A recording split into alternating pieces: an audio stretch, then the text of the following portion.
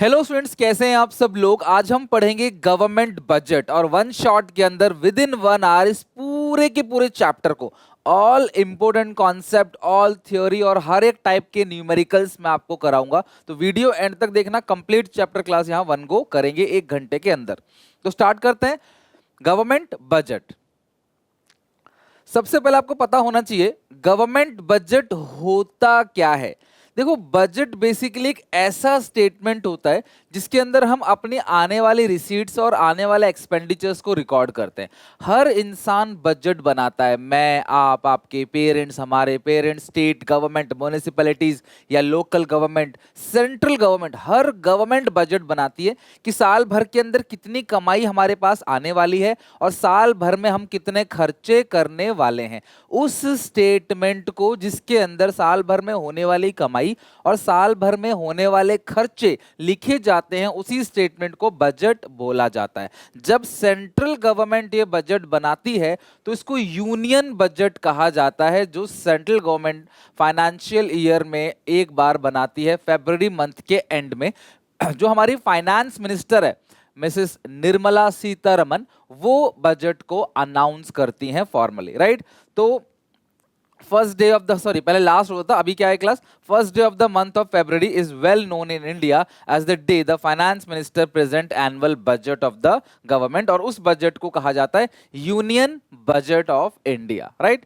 अब government budget को बनाने के ना क्लास अलग अलग ऑब्जेक्टिव है। Budget is not only a statement but it is the reflection of government policy.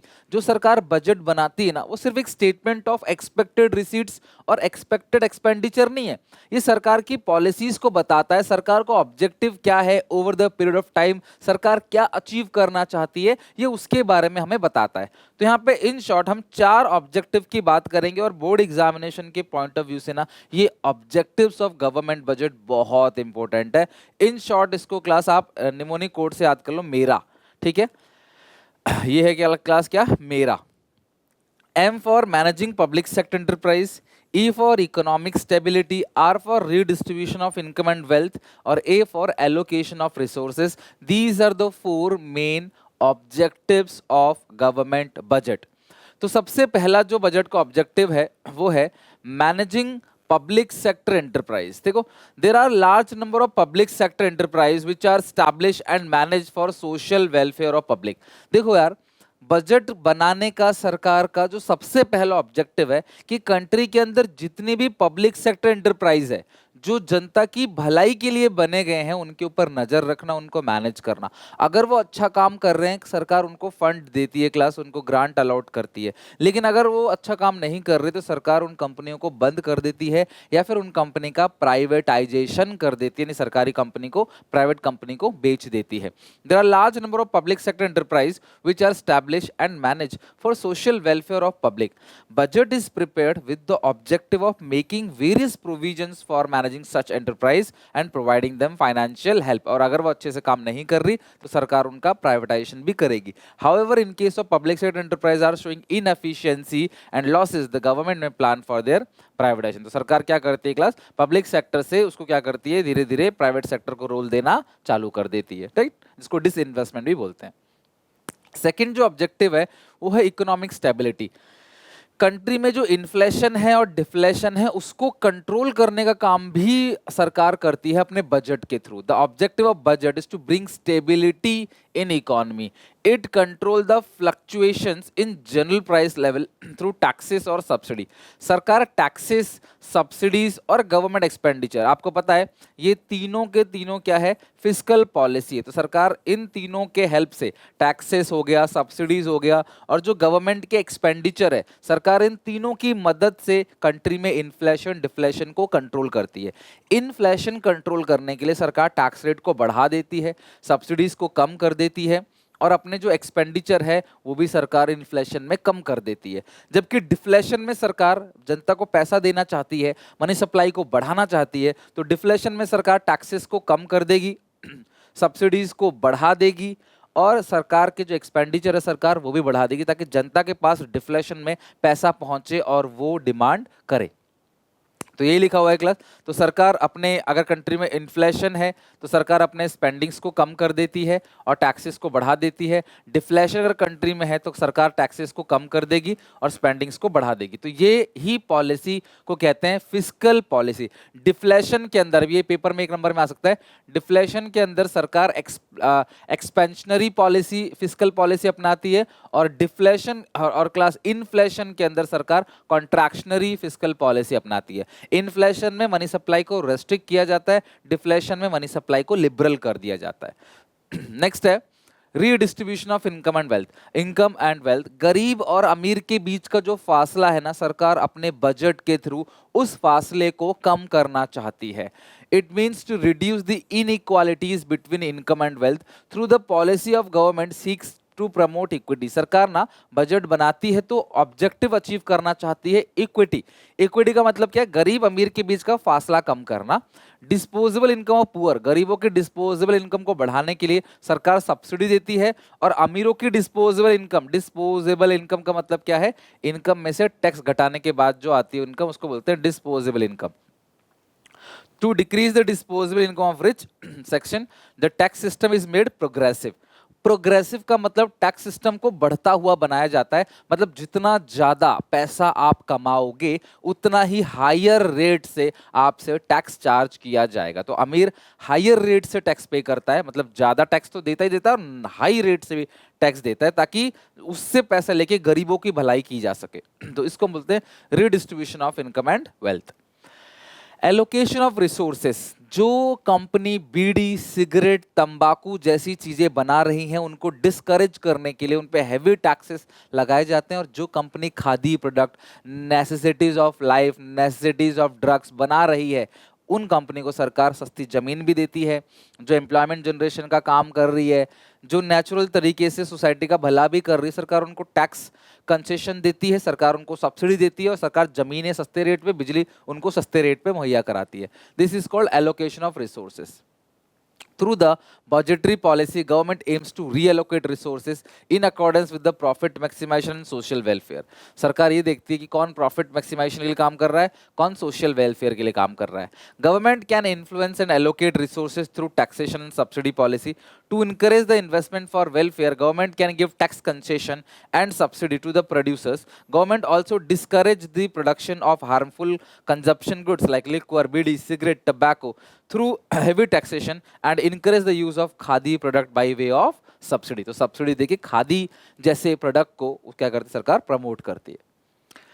तो ये अभी तक आपने पढ़ा बजट क्या है, यूनियन बजट किसको कहते हैं, और बजट बनाने के हमारे ऑब्जेक्टिव्स क्या है। इन शॉर्ट आपने मीरा पढ़ लिया, managing public sector enterprise, economic stability, reduce the difference between income and wealth, या redistribution of income and wealth, और एलोकेशन ऑफ रिसोर्सेज। अब आते हैं क्लास बजट के ऑब्जेक्टिव पे। इस चीज को ध्यान से समझना क्लास, बहुत इंपॉर्टेंट है। सॉरी, ऑब्जेक्टिव कह रहा हूं, classification. Budget are classified two types. तो बजट के अंदर दो ही चीजें होती हैं। सबसे पहला है बजटरी रिसीट्स, सरकार की जो टोटल रिसीट्स है, जहां से जैसे भी सरकार के पास टोटल रिसीट आ रही है वो बजटरी रिसीट है। और दूसरा है बजटरी एक्सपेंडिचर। पहला है बजटरी रिसीट, दूसरा है बजटरी एक्सपेंडिचर।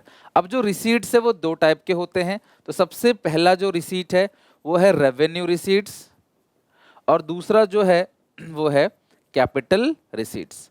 रेवेन्यू रिसीट्स और capital receipts. Budgetary expenditure also are of two types, revenue expenditure and capital expenditure.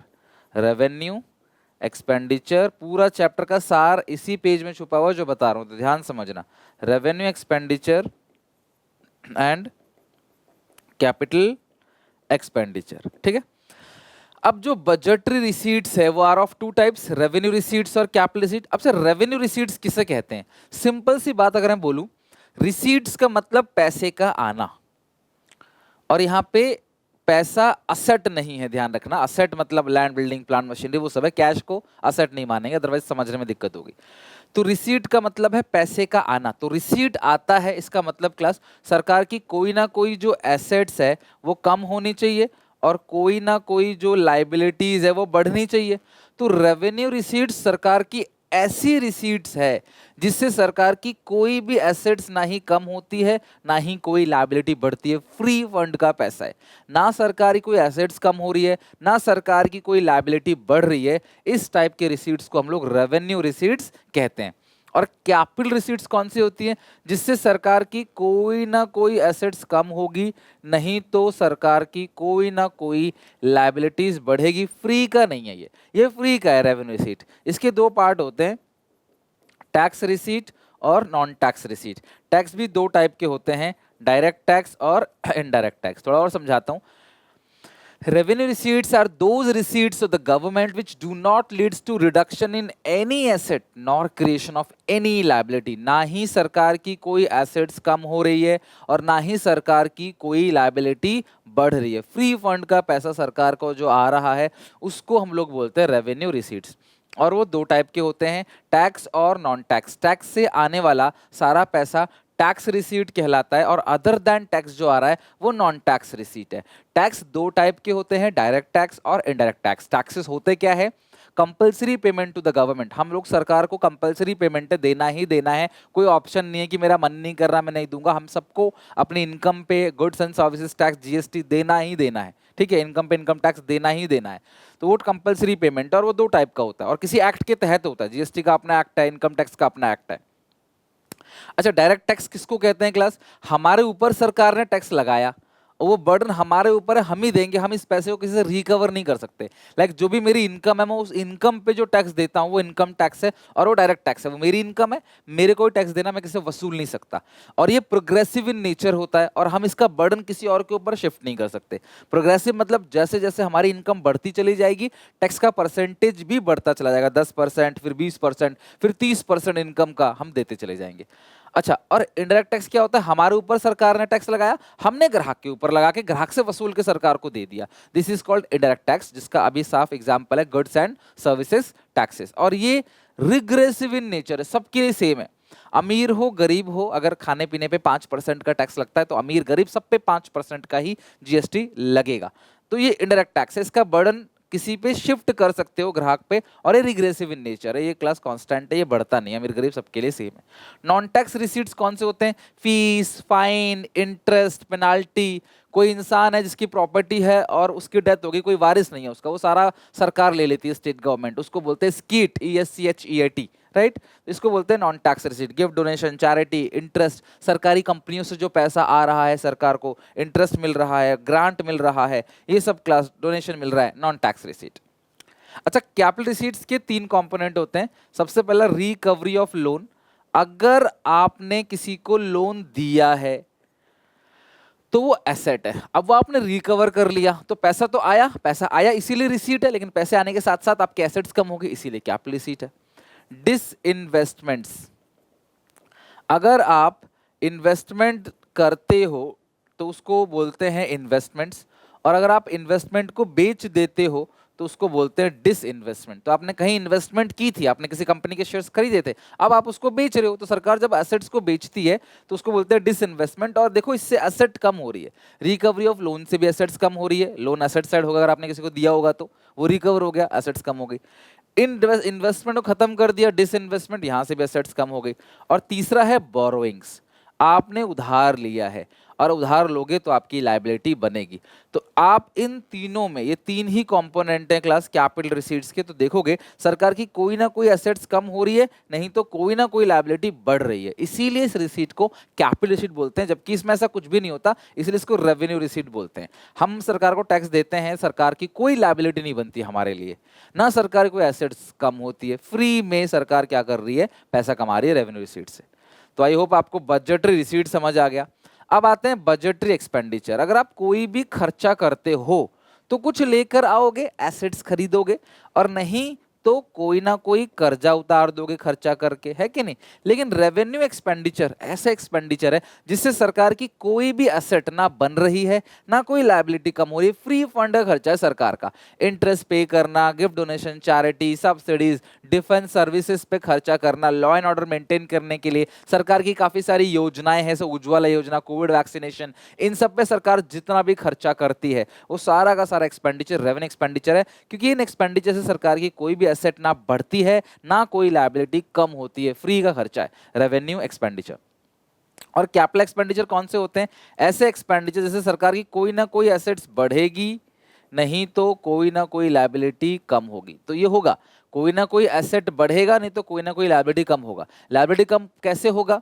Repayment of loan, आपने लोन लिया था, वो लायबिलिटी था, आपने रीपे कर दिया, तो रीपे किया, पैसा गया, खर्चा, लेकिन पैसे जाने के साथ साथ आपकी लायबिलिटी भी कम हो गई, इसीलिए कैपिटल एक्सपेंडिचर है।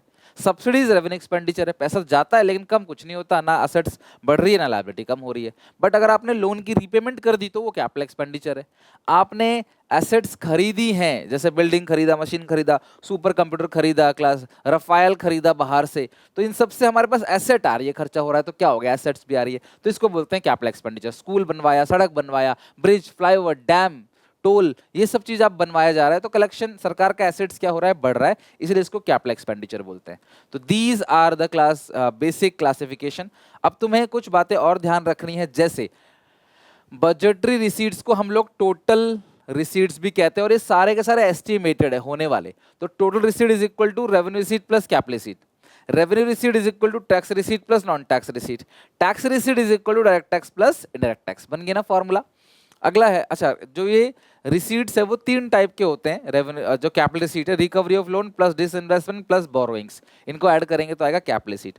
और बोरोइंग अकेला एक ऐसा रिसीट है जो डेट क्रिएटिंग है, ध्यान रखना, बोरोइंग अकेला ऐसा रिसीट है जो डेट क्रिएटिंग कैपिटल रिसीट से, यानी ऐसा कैपिटल रिसीट है बोरोइंग अकेला इकलौता जिससे कर्जा बनता हो। आई होप आपको यहाँ तक समझ आ रहा होगा। वीडियो को लाइक जरूर कर देना, आप सारे बच्चे जो देख रहे हो, एक छोटा सा बटन दबाना है और क्लास आपको मोटिवेशन मिलेगा। एज अ गुरु, ये गुरु दक्षिणा की तरह समझ लो क्लास की, आप वीडियो को प्लीज देखा करो, तो पसंद आए, सीखने को थोड़ा सा भी अगर मिल रहा है ना, थोड़ा सा भी सीखने को मिल रहा है, प्लीज वीडियो को लाइक जरूर करा करो, है ना। तो वो एक मोटिवेशन मिलता है कि यार 10,000 लोगों ने देखा वीडियो बट लाइक 1,000 लोगों ने ही किया, तो बाकी 9,000 को क्या समझ नहीं आया मुझे बताओ तो मैं इंप्रूव करूं, है ना।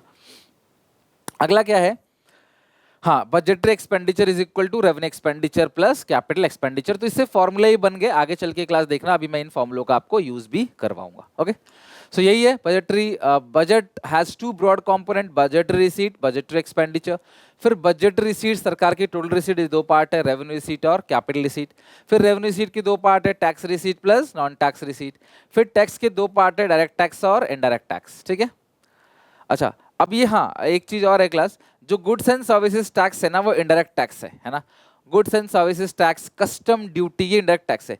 Gift tax, property tax, income tax, corporate tax, these are the direct tax. आप इसका बर्डन शिफ्ट नहीं कर सकते, डायरेक्टली सरकार आपसे कलेक्ट कर लेती है, इसीलिए इसको बोलते हैं डायरेक्ट टैक्स। यहाँ पे सरकार लगाती है मैन्युफैक्चर रिटेलर पे, रिटेलर उसे वसूल लेता है क्लास किससे?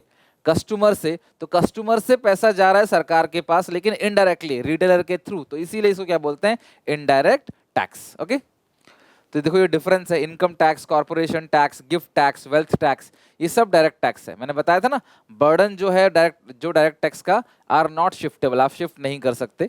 जबकि गुड्स एंड सर्विस टैक्स और कस्टम ड्यूटी, ये दो बेसिकली इनडायरेक्ट टैक्सेस है, और इसका जो बर्डन है ना वो शिफ्ट कर सकते हो, और इसके अमाउंट को कस्टमर से रिकवर कर सकता है सेलर। यहाँ पे क्लास आप ही के ऊपर टैक्स है, आप ही को देना है, किसी से रिकवर नहीं कर सकते आप। नॉन टैक्स रिसीट में फाइन आता है, कुछ गलत करते हो, है ना, लॉ ब्रेकर जो होते हैं उनके ऊपर फाइन लगता है। सरकारी फीस, लैंड को रजिस्ट्री कराने की जो फीस लगती है ना, अथॉरिटी को जाती है, बर्थ सर्टिफिकेट की फीस, पासपोर्ट की फीस, पैन कार्ड की फीस, कोर्ट फीस, बहुत सारे फीस सरकार लेती है अपने कामों का। एस्केट यानी कि it refers to income of the state which arises out of the property left by the people without a legal heir, यानी कि जिसका क्लास कोई कानून प्रतिनिधि, कोई वारिस नहीं है, उसकी संपत्ति सरकार ले लेती है। ग्रांट डोनेशन है, पब्लिक कंपनी का जो इनकम है, सरकार को जो इंटरेस्ट मिल रहा है, these are the type of non tax receipt. Capital receipt में तीन component, recovery of loan, disinvestments and borrowings. ये पीएसयू पता है क्या है? Public sector undertaking. तो सरकारी कंपनी के शेयर्स को बेच दिया जाता है, कंपनी बंद नहीं होती, कंपनी चल रही है, उस कंपनी का कुछ हिस्सा जो है वो प्राइवेट कंपनी को, अडानी अंबानी को बेच दिया जाता है। तो ये हो गए वही तीन, recovery of loan, disinvestment, borrowings. Recovery of loan से एसेट्स कम होती है, डिसइन्वेस्टमेंट से एसेट्स कम होती है, और बोरोइंग से लायबिलिटी बढ़ती है। नाउ डिफरेंस बहुत इंपॉर्टेंट है। अगर मैं बोर्ड एग्जामिनेशन की बात करूं स्पेशली, तो कई बार डिफरेंस पूछा गया रेवेन्यू रिसीट और कैपिटल रिसीट के अंदर। तो क्या होता है revenue receipt? These are those receipts of the government which do not leads to reduction in any assets. कोई एसेट्स कम नहीं हो रहा, ना ही कोई लायबिलिटी बढ़ रहा है। जबकि कैपिटल रिसीट में कोई ना कोई एसेट्स कम होगा या कोई ना कोई लायबिलिटी बढ़ेगा। रेवेन्यू रिसीट जो है रेकरिंग नेचर का है, जबकि कैपिटल रिसीट है वो नॉन रेकरिंग नेचर का है। रेवेन्यू रिसीट्स जो है वो debt creating, non debt creating है, जबकि बोरोइंग्स जो कि कैपिटल रिसीट्स के अंदर आता है वो डेट क्रिएटिंग है। Tax receipt, fees, fine, interest, penalties, ये सब रेवेन्यू रिसीट है। और कैपिटल रिसीट के अंदर रिकवरी ऑफ लोन, डिसइन्वेस्टमेंट्स और बोरोइंग्स आता है। सो फॉर्मूला क्या है? Total receipts is equal to revenue receipts plus capital receipt. चलो, तो अभी हमने रेवेन्यू रिसीट्स, कैपिटल रिसीट तो अच्छे से समझ लिया। अब हम कुछ क्वेश्चन भी बना लेते हैं जो कि आता है एग्जामिनेशन में और बहुत जरूरी है आप सबको बनाना। Classify the following into revenue receipts और capital receipt, give reason. Loan from world bank, world bank से लोन लोगे ना तो लायबिलिटी बढ़ेगी, इसीलिए क्या है क्लास? कैपिटल रिसीट्स है। टैक्सेशन कोई भी हो वो रेवेन्यू रिसीट्स है। सरकार ने शेयर्स को बेच दिया, डिसइन्वेस्टमेंट, वो कैपिटल रिसीट है। डिविडेंड मिला, कोई भी डिविडेंड इनकम, इंटरेस्ट इनकम जो मिलता है ना, वो रेवेन्यू रिसीट्स है। कोई सरकार का प्रॉफिट, असेट्स जो है कम नहीं, ना कोई लायबिलिटी बढ़ रहा है। प्रॉफिट ऑफ एलआई, सरकारी कंपनी का प्रॉफिट भी रेवेन्यू रिसीट्स है। उधार लिया है जापान से, किसी भी कंट्री से किसी भी पर्पस उधार लिया, कैपिटल रिसीट है। जीएसटी रेवेन्यू है क्योंकि ये टैक्स है, कोई भी टैक्स रेवेन्यू होता है। रिकवर ऑफ लोन, आपने लोन को रिकवरी कर लिया तो ये कैपिटल रिसीट्स है। Classify the following into debt creating और नॉन डेट क्रिएटिंग। तो मैंने कहा था एक ही है बोरोइंग्स, वो डेट क्रिएटिंग है, बाकी सब जो है वो नॉन डेट क्रिएटिंग है। ये क्या है क्लास? Non debt creating.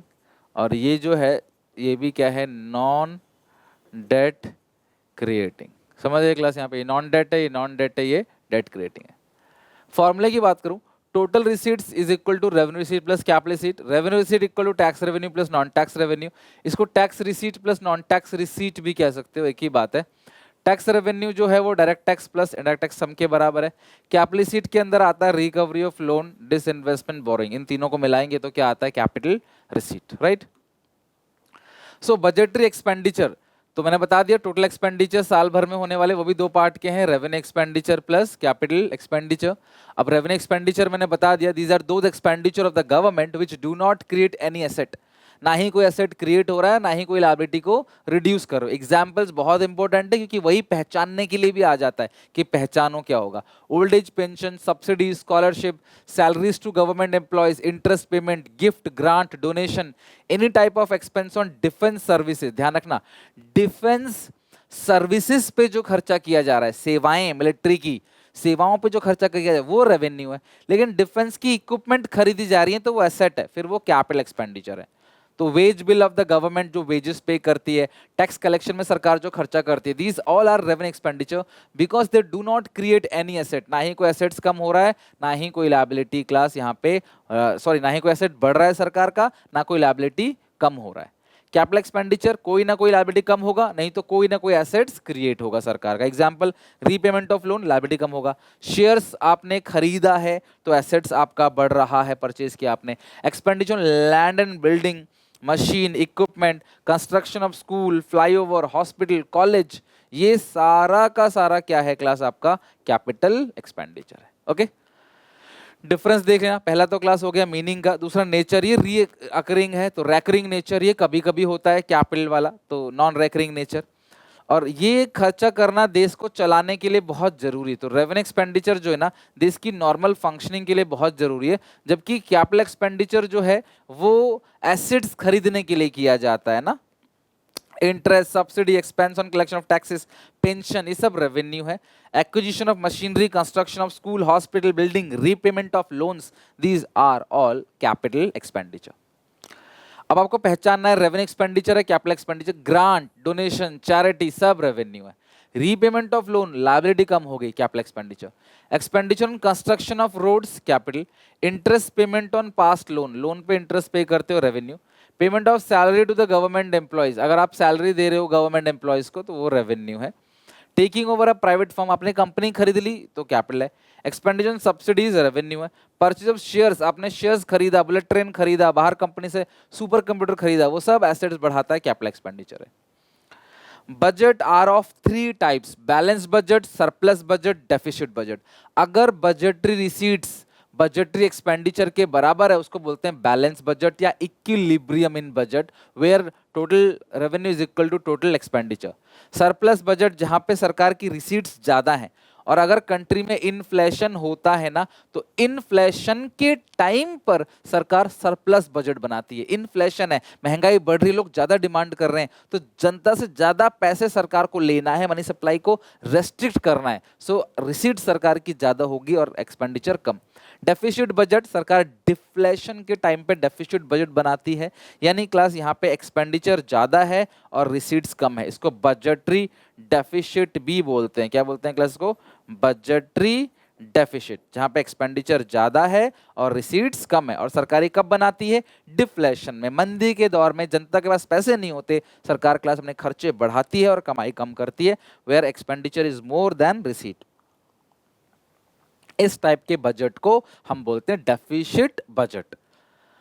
अच्छा, अब डेफिसिट जो है ये हो गया बजटेड डेफिसिट, इसको बोलते हैं बजटेड डेफिसिट का फॉर्मूला क्या है? T minus T R. देखो, total expenditure minus total receipts, इसको बोलते हैं बजटरी डेफिसिट। और ये जो कमी है ये अलग अलग टाइप की है, तीन अलग अलग टाइप का डेफिसिट है बजटेड डेफिसिट में। पहला है रेवेन्यू डेफिसिट, दूसरा है फिस्कल डेफिसिट और तीसरा है प्राइमरी डेफिसिट। तो तीन अलग अलग टाइप के डेफिसिट है, रेवेन्यू डेफिसिट, फिस्कल डेफिसिट और प्राइमरी डेफिसिट। तो सबसे पहला है रेवेन्यू डेफिसिट। तो सबसे पहली जो चीज है वो रेवेन्यू डेफिसिट, जिसका फॉर्मूला है revenue expenditure minus revenue receipts. अब इसका इम्प्लीकेशन क्या है? रेवेन्यू डेफिसिट का इम्प्लीकेशन क्या है? Since revenue receipts and revenue expenditure are largely related to recurring expenses of the government on administration and maintenance। देखो, रेवेन्यू खर्चे क्या होते हैं सरकार के? देश को चलाने के लिए डे टू डे बेसिस पे जो लॉ एंड ऑर्डर को मेंटेन करने के लिए एडमिनिस्ट्रेशन, मेंटेनेंस, ये सरकार जो खर्चा करती है रेवेन्यू एक्सपेंडिचर है सरकार का। और ये ज्यादा होता चला जाए, देश नया नया है, बन रहा है और सरकार की कमाई कम है टैक्स से, क्योंकि गरीब लोग हैं भारत में, बहुत ज्यादा टैक्स नहीं देते, जिसकी वजह से डेफिसिट अराइज होता है। सरकार के रेवेन्यू एक्सपेंडिचर ज्यादा है, रिसीट्स कम है। हाई रेवेन्यू डेफिसिट अगर हो जाता है तो सरकार को एक वार्निंग सिग्नल मिलता है to the government, either to cut it expenditure, या तो अपने खर्चे कम करे सरकार, और इंक्रीज इट्स टैक्सेस, या तो सरकार अपने खर्चे कम करे या टैक्सेस को बढ़ाए। मेरी बात ध्यान समझना, अगर सरकार का बजट घाटे में जा रहा है, रेवेन्यू डेफिसिट आ रहा है और वो बहुत ज्यादा आ रहा है, तो सरकार को एक चेतावनी मिलती है। सरकार को क्या? या तो आप अपने खर्चे जो है वो कम कर दो या कमाई बढ़ा दो। यार, इंडिया बन रहा है अभी, इंडिया को आजाद हुए हुए क्लास 100 साल भी नहीं हुए पूरे, अभी तो बहुत टाइम है इंडिया को, और बनेगा भी, डेवलपिंग स्टेज में। सरकार खर्चे कम नहीं कर सकती ना कमाई बढ़ा सकती है गरीबों को फोर्स करके। So in less developed country like India it is difficult to force the poor people to pay high tax. In such situation revenue deficit को ठीक करने का the government is compelled to cope with high revenue deficit through borrowings और disinvestment. Revenue deficit को ठीक किससे किया जाता है? पहला है बोरोइंग्स और दूसरा है disinvestment. Borrowing creates liability, borrowing liability को बढ़ाता है, जबकि डिसइन्वेस्टमेंट सरकार की जो एसेट्स है उसको कम करता है। तो ये इंप्लीकेशंस याद रखना रेवेन्यू डेफिसिट के। Next, fiscal deficit. Fiscal deficit को ही बोलते हैं बोरोइंग्स ऑफ द गवर्नमेंट, सरकार का जो बोरोइंग्स है उसी को बोलते हैं फिस्कल डेफिसिट। इसका फॉर्मूला क्या है? Total expenditure minus total receipt. Sir, ये तो बजटरी डेफिसिट का फॉर्मूला है, थोड़ी देर पहले आपने बताया था budgetary deficit is equal to total expenditure minus total receipt. बिल्कुल, लेकिन इसमें टोटल रिसीट के अंदर एक चीज नहीं लेना, एक्सक्लूडिंग बोरोइंग्स। टोटल रिसीट्स के अंदर पता है क्या क्या आता है? Revenue receipt, recovery of loan, disinvestment, borrowing. तो ये जो बोरोइंग है ना उसको नहीं लेना, बाकी सबको लेना है। तो total expenditure minus total receipt excluding borrowing. आप इसे और खोल के लिख सकते हो, total expenditure minus total receipt की जगह रेवेन्यू रिसीट और minus capital receipt excluding borrowings. Borrowing नहीं माइनस करना है। Fiscal deficit equal to total expenditure यानी revenue expenditure plus capital expenditure minus revenue receipt minus capital receipt excluding borrowings. और capital receipt के अंदर क्या आता है? Recovery of loan, disinvestment, excluding borrowing, तो बोरोइंग को नहीं घटाना। तो ये फॉर्मूला ध्यान रखना, फर्स्ट सेकंड थर्ड ये तीनों फॉर्मूला इंपॉर्टेंट है। अच्छा, if in question budgetary deficit is given, अगर किसी क्वेश्चन में, ये सिर्फ और सिर्फ इकलौता फॉर्मूला है, थोड़ा एक्सेप्शन है, थोड़ा अलग है, आपको याद रखना पड़ेगा। और आपको चिंता करने की बात नहीं, बिफोर एग्जाम मैं आपको ये याद करा के भेजूंगा, मैं तुम्हारे दिमाग में डाल के भेजूंगा, भाई तू भूलना मत इस चीज को। साल भर में जो जो चीजें इंपॉर्टेंट हैं, जो आप भूलते हो वो मुझे पता है, मैं लगभग 13 साल से पढ़ा रहा हूं, तो आई नो कि बच्चा कहाँ पे क्या भूलेगा, right. So budgetary physical deficit is equal to budget deficit plus borrowings and other liability. तो फिजिकल डेफिसिट और बजटरी डेफिसिट दोनों अगर आपको दे रखा है तो क्लास जो फॉर्मूला बनेगा budgetary deficit plus borrowings and other liability, ये बनेगा। और ये फॉर्मूला बिल्कुल सही है, मैं तुम्हें चेक करा देता हूं कैसे। बजटरी डेफिसिट मतलब total expenditure minus total receipt, plus ये क्या है आपका बोरोइंग, और यहाँ क्या है क्लास फिजिकल डेफिसिट। अब total expenditure minus total receipts, total receipts के अंदर क्या आता है, revenue receipts minus recovery of loan minus disinvestment और माइनस बोरोइंग्स, ये हो गया। इसके बदले ये देखो ये सारी चीजें हो गई, 1 2 3 4, अब प्लस बोरोइंग्स, तो ये बोरोइंग बोरोइंग कैंसिल हो गया, तो ये बचा क्या, total expenditure minus revenue receipt minus recovery of loan minus disinvestment. तो ये किसका फॉर्मूला है, ये आपने पढ़ा है, देखो total expenditure minus revenue receipts, ये रहा नीचे, total expenditure minus revenue receipt minus recovery of loan minus disinvestment, ये फॉर्मूला फिजिकल डेफिसिट का ही है। इट मींस ये फॉर्मूला बिल्कुल सही है, गलत नहीं है। हाँ बट फिजिकल डेफिसिट जो है वो budget deficit plus borrowings and other liability के बराबर है। ये फॉर्मूला आप तब लगाओ जब बजटरी डेफिसिट और फिजिकल डेफिसिट दोनों ही क्वेश्चन में गिवन होगा। अच्छा, फिजिकल डेफिसिट का मतलब क्या होता है, उधार, बोरोइंग्स। तो उसका इम्प्लीकेशन क्या होगा, सबसे पहला इट कॉजेज इन्फ्लेशन, जितना ज्यादा हमारी सरकार बाहर से उधार लेगी उतना ही इकोनॉमी में इन्फ्लेशन यानी कि महंगाई बनेगी, ध्यान रखना। तो इट कॉजेज इन्फ्लेशन बिकॉज सरकार पैसा लेके क्या करेगी, देश के अंदर ही तो खर्च करेगी। दूसरा इंक्रीज फॉरेन डिपेंडेंस, जितना हम बाहर कंट्री से उधार लेंगे उतना हम लोग उन पे डिपेंड होते चले जाएंगे। It accumulates financial burden for future generation, तो जो आगे आने वाली जनरेशन है उनके ऊपर भी बर्डन रहेगा इंटरेस्ट के साथ लोन की पेमेंट करने का। और फिजिकल डेफिसिट अगर बढ़ता है इसका मतलब बोरोइंग बढ़ेगा, बोरोइंग बढ़ेगा तो पेमेंट का जो इंटरेस्ट है, इंटरेस्ट लायबिलिटी बढ़ेगा, और इंटरेस्ट रेवेन्यू एक्सपेंडिचर है जिसकी वजह से जो रेवेन्यू डेफिसिट है वो भी बढ़ेगा। यानी कि अगर क्लास फिजिकल डेफिसिट बढ़ा इसका मतलब ही क्या होता है, बोरोइंग्स, बोरोइंग्स बढ़ेगा। बोरिंग अगर बढ़ेगा तो हमारे ऊपर इंटरेस्ट की जो है लायबिलिटी वो बढ़ेगी, और अगर हमारे ऊपर इंटरेस्ट की लायबिलिटी बढ़ेगी तो इंटरेस्ट कैसे एक्सपेंडिचर होता है, रेवेन्यू एक्सपेंडिचर है, वो रेवेन्यू एक्सपेंडिचर बढ़ेगा। अगर रेवेन्यू एक्सपेंडिचर बढ़ेगा तो रेवेन्यू डेफिसिट भी बढ़ेगा। कैसे, रेवेन्यू डेफिसिट का फॉर्मूला है revenue expenditure minus revenue seat, ये 5 है ये 3 है तो आंसर 2 आएगा। अगर रेवेन्यू एक्सपेंडिचर 6 हो गया तो ये आंसर 3 आएगा, 7 हो गया तो ये आंसर 4 आएगा। तो जितना ज्यादा रेवेन्यू एक्सपेंडिचर बढ़ेगा उतना ही ज्यादा आपका जो रेवेन्यू डेफिसिट है वो भी बढ़ेगा। तो ये कर्जों का जाल हो गया, मतलब अगर फिजिकल डेफिसिट हाई है तो रेवेन्यू डेफिसिट भी हाई होगा। This is a debt trap, क्या बोलते हैं इसको, डेट ट्रैप, कर्जों का जाल। प्राइमरी डेफिसिट का फॉर्मूला क्या है क्लास, देखो प्राइमरी डेफिसिट जो होता है ना वो fiscal deficit less interest payment, तो net fiscal deficit is equal to primary deficit. ध्यान रखना, net fiscal deficit is equal to primary deficit, क्योंकि फिजिकल डेफिसिट में से अगर आप इंटरेस्ट माइनस कर दोगे तो आपको मिल जाएगा जो आपको चाहिए, that is primary deficit. While fiscal deficit shows borrowing requirement of the government, including interest payment on accumulated national debt, primary deficit shows borrowing requirement of the government exclusive of interest payment. ठीक है, और tax receipt का formula क्या होता है, direct tax plus indirect tax, तो पता ही है आपको। अब एक चीज और है, तो प्राइमरी डेफिसिट जो है फिजिकल माइनस इंटरेस्ट है, तो कल को अगर फिजिकल डेफिसिट का एक और फॉर्मूला देखोगे तो ये प्राइमरी डेफिसिट प्लस इंटरेस्ट, तो फिजिकल डेफिसिट का एक और फॉर्मूला हो गया और वो है primary deficit plus interest payments. ठीक है, तो फिजिकल प्राइमरी ये सारी चीजें हो गई हैं और सारे फॉर्मूले भी हम लोगों ने सीख लिया है तीनों का। अब हम चलते हैं और एक एक करके जितने भी न्यूमेरिकल बन सकते हैं मैक्स टू मैक्स, मैंने 10 और न्यूमेरिकल्स रखे हैं, उन 10 के 10 न्यूमेरिकल्स के क्वेश्चन को बनाते हैं। सबसे पहला, फाइंड आउट फिजिकल डेफिसिट और प्राइमरी डेफिसिट। तो फिजिकल डेफिसिट तो बोरोइंग्स है, मैं लिखता हूं यहां पे, physical deficit is equal to, अगर बोरोइंग्स आपको दे रखा है तो फिजिकल डेफिसिट ही बोरोइंग्स है। लेकिन अगर बोरोइंग भी दिया है, बजटरी बजटरी डेफिसिट भी दिया है, तो फिजिकल डेफिसिट का फॉर्मूला आएगा बोरोइंग प्लस बजटरी डेफिसिट। ठीक है, तो वो आपका आ गया। प्राइमरी का फॉर्मूला क्या है, पेपर में फॉर्मूला जरूर लिखना बेटा, physical deficit minus interest payment. जो इंटरेस्ट है वो 30% ऑफ रेवेन्यू डेफिसिट है, और रेवेन्यू डेफिसिट कैसे निकलेगा? रेवेन्यू एक्सपेंडिचर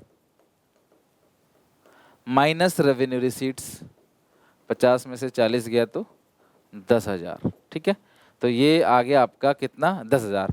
तो जो रेवेन्यू डेफिसिट है वो 10,000 है, और जो इंटरेस्ट है वो 30% ऑफ रेवेन्यू डेफिसिट है, नॉट रेवेन्यू रिसीट। यहाँ पे ढंग से पढ़ लेना, कहीं रिसीट मत समझ बैठना। ये डेफिसिट है, और क्या पता पेपर में रिसीट आ जाए तो उसको डेफिसिट मत समझ बैठना। तो 10,000 आपका रेवेन्यू डेफिसिट है, उसका 30% यानी कि 3,000, तो 19,500। तो जो प्राइमरी डेफिसिट आ गया वो आ गया आपका 19,500, ठीक है। So primary deficit would be 19,500। Next question देखते हैं। From the following data calculate the revenue deficit और फिस्कल डेफिसिट। आपको निकालना है यहाँ पे, तो बस दो ही चीज निकालनी है, रेवेन्यू और फिस्कल। प्राइमरी पूछा ही नहीं, कोई बात नहीं। रेवेन्यू डेफिसिट, तो रेवेन्यू एक्सपेंडिचर आपको दे रखा है 3821 माइनस रेवेन्यू रिसीट्स। तो रेवेन्यू रिसीट में टैक्स प्लस नॉन टैक्स आ जाता है ना, दोनों को मिलाकर बोलते हैं रेवेन्यू। तो 1000 प्लस 2000, तो ये 821 आ गया आपका। 3281 माइनस 3821। और जो फिस्कल डेफिसिट है वो कैसे निकालोगे? फिस्कल डेफिसिट फॉर्मूला लिख लेना जरूर पेपर में, कि कुछ कंप्यूटेशन में गलती हो जाए तो फॉर्मूले के नंबर तो मिले ही। Total expenditure that is revenue expenditure plus capital expenditure. तो रेवेन्यू एक्सपेंडिचर है 3821 प्लस कैपिटल एक्सपेंडिचर है 574, टोटल एक्सपेंडिचर माइनस करोगे रेवेन्यू रिसीट्स। तो रेवेन्यू रिसीट में tax plus non tax 3000 minus capital receipts excluding borrowings. तो कैपिटल रिसीट एक्सक्लूडिंग बोरोइंग तो दो चीजें, रिकवरी ऑफ लोन, डिसइन्वेस्टमेंट, ये दो ले लेंगे। Recovery of loan 135, disinvestment 100। Recovery of loan disinvestment हो गया 100। सॉल्व करो। 3821 प्लस 574 माइनस करोगे 3000 माइनस करोगे 135 माइनस करोगे 100, 1160। तो ये आ गया आपका कितना? 1160। इसको बोलते हैं फिस्कल डेफिसिट। ये आ गया आपका fiscal deficit, that is 1160। Done. तो I hope second question class आप लोगों का हो गया अच्छे से। Third question, given the following data estimate the value of revenue deficit और फिस्कल डेफिसिट। दो ही चीजें पूछी हैं, तो रेवेन्यू डेफिसिट का फॉर्मूला लिखना, revenue expenditure minus revenue receipt. इन दोनों को मिलाकर रेवेन्यू रिसीट है, जो कितना आ गया? 1150। तो 1150 घटाओगे 1500 में से तो आंसर आएगा 350। अगला है फिस्कल डेफिसिट। तो फिस्कल डेफिसिट का फॉर्मूला है टोटल एक्सपेंडिचर, जो कि revenue expenditure plus capital expenditure 1500 plus 480 1980 minus revenue receipts. इन दोनों को मिलाकर आ गया revenue receipts minus capital receipt excluding borrowings. तो वो यहाँ गिवन नहीं है। डिसइन्वेस्टमेंट गिवन है, रिकवरी ऑफ लोन भी गिवन नहीं है, तो डिसइन्वेस्टमेंट को माइनस कर दो जो कि 50 है। तो बस आ जाएगा आपका आंसर 1980 माइनस 1150 माइनस 50, इट्स 780। अच्छा, आपके मन में ये भी आ रहा होगा कि आपको नेट बोरोइंग दे तो रखा है 780। जब नेट बोरोइंग 780 दे रखा है तो वही आपका क्या होगा? सेम टू सेम वही फिस्कल डेफिसिट हो जाएगा, बोरोइंग्स के बराबर होता है फिस्कल डेफिसिट। तो ऐसे अगर देखोगे तो भी देखो आपको यहाँ पे सही मिल जाएगा 780 फिगर, देखो मैच भी हो गया। तो आप जैसे चाहो वैसे कर लो, डायरेक्टली अगर लिख दोगे तो भी चलेगा, फॉर्मूला लगा दोगे तो भी चलेगा। From the following information capital expenditure, total expenditure और इंटरेस्ट पेमेंट सब कुछ निकालना है। तो फिस्कल डेफिसिट तो बोरोइंग्स है, वो दे रखा है आपको। तो आपको पता है प्राइमरी डेफिसिट का जो फॉर्मूला है वो क्या होता है? Fiscal deficit minus interest payment है। तो फिस्कल डेफिसिट है 12,000, माइनस करोगे उसमें से इंटरेस्ट, तो आ जाएगा प्राइमरी डेफिसिट 5,000। तो 7,000 रुपीज इधर आ जाएगा आपका इंटरेस्ट। तो एक चीज क्वेश्चन पूछ रहा था वो मिल गया, इंटरेस्ट पेमेंट 7,000। दूसरा आपको पूछ रहा है टोटल एक्सपेंडिचर और capital expenditure.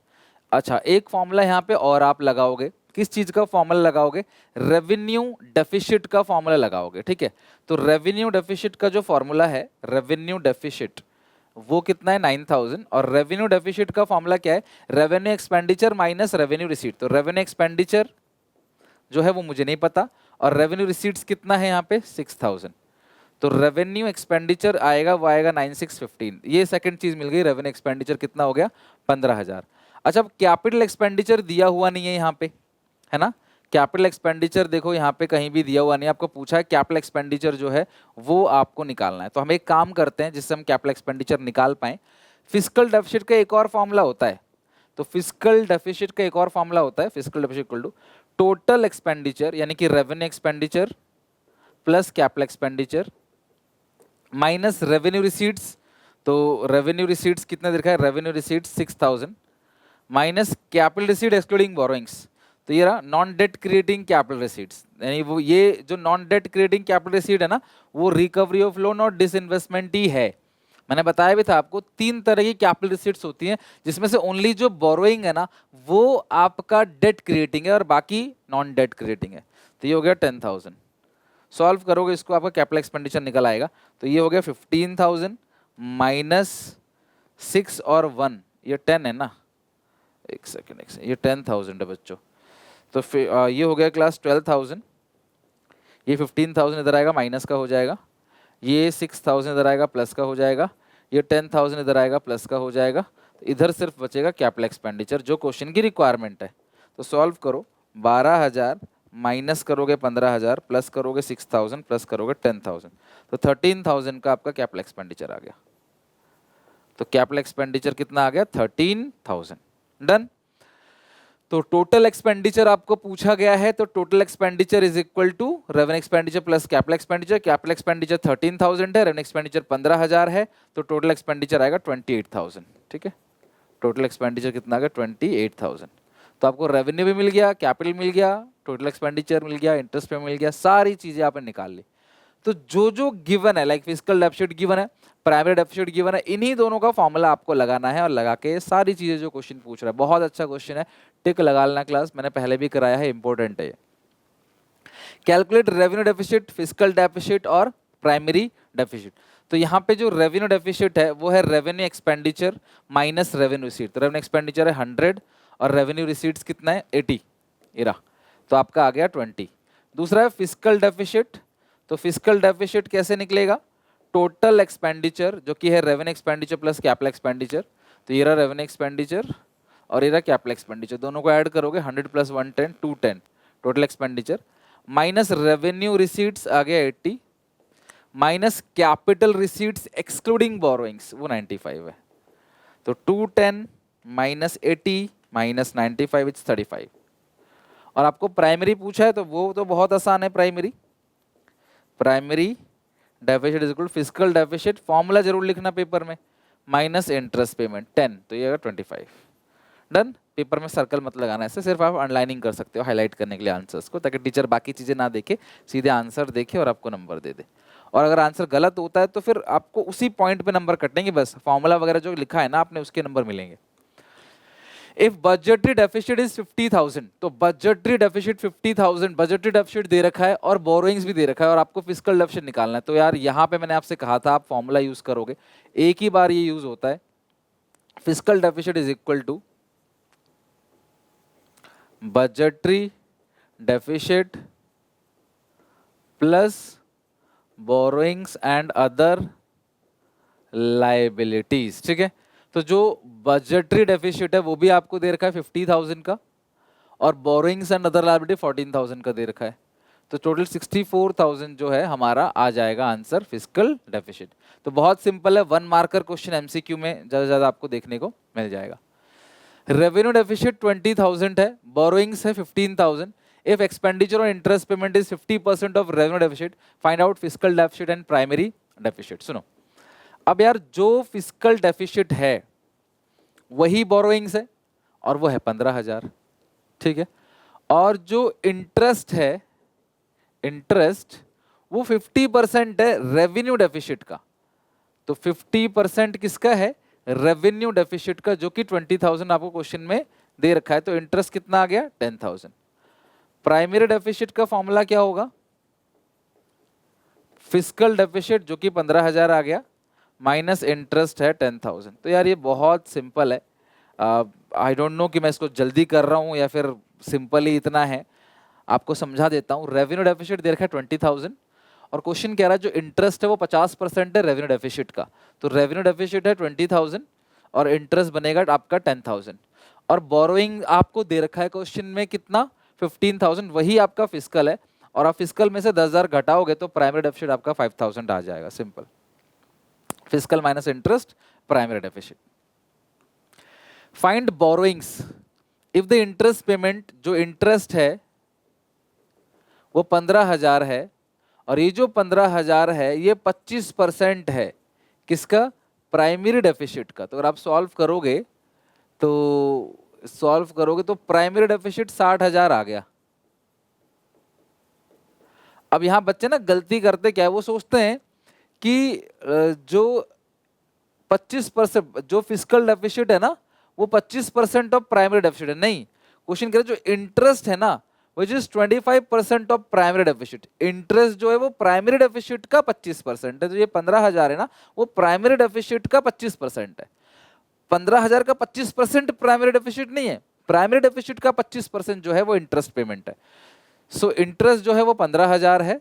So 15,000 is equal to 25% of primary deficit, तो प्राइमरी डेफिसिट आएगा 60,000। अब फिस्कल डेफिसिट का फॉर्मूला आप सबको पता है, primary deficit plus interest payment. अगर ये नया लग रहा है आपको तो आप फॉर्मूला लगा दो, fiscal deficit minus interest payment is equal to primary deficit, उससे यही बन के आएगा। तो 60,000 का प्राइमरी है, 15,000 का इंटरेस्ट है, 75,000 का आ गया फिस्कल डेफिसिट। ठीक है, question number 8 done. 9 revenue, fiscal और प्राइमरी आपको निकालना है इस क्वेश्चन में। तो जो बोरोइंग्स है वही आपका फिस्कल है, तो पेपर में ये तो बहुत आसान हो गया तुम्हारे लिए। तो ये आ गया 32,000। अब रेवेन्यू डेफिसिट निकालना है, वो है revenue expenditure 80 minus revenue receipt, tax plus non tax को ऐड करोगे रेवेन्यू आ जाएगा, मतलब 47 प्लस 10 और ब्रैकेट जरूर लगा देना 57, 80 माइनस 57 ये आ गया 23 रेवेन्यू डेफिसिट। फिस्कल आ गया। अब प्राइमरी बहुत आसान है, पेपर में लिखना पूरा फॉर्मूला लिख के करना कि primary deficit is equal to fiscal deficit minus interest payment, तो ये आ गया 12। तो वन शॉट में हमने देखो एक एक क्वेश्चन जो बन सकते थे क्लासेस चैप्टर से वो कवर कर लिए। देखो मैंने क्वेश्चन में कोई कंजूसी नहीं करी। एक थ्योरेटिकल क्वेश्चन है, बहुत इंपॉर्टेंट है, how can be deficit be finance. अगर बजट घाटे में है, बजट माइनस में जा रहा है तो कैसे फाइनेंस करेंगे। तो सबसे पहला है डेफिसिट फाइनेंसिंग। डेफिसिट फाइनेंसिंग का मतलब क्या है, सरकार जो है वो रिजर्व बैंक ऑफ इंडिया से क्लास उधार लेगी, सरकार जो है कैश को प्रिंट करेगी और प्रिंट करने के बाद आरबीआई कैश को प्रिंट करके सरकार को देगी और सरकार से बदले में ट्रेजरी बिल्स, गोल्ड बॉन्ड्स वगैरह रखवा लेगी। तो नोट प्रिंटिंग का काम हो गया डेफिसिट फाइनेंसिंग, मतलब आरबीआई नोट प्रिंट करके सरकार को देती है। बोरोइंग फ्रॉम पब्लिक, सरकार उधार ले सकती है जनता से, सरकार अपने एसेट्स को बेच सकती है ना, सरकारी कंपनीज को, रेलवे को सरकार जैसे बेच रही है।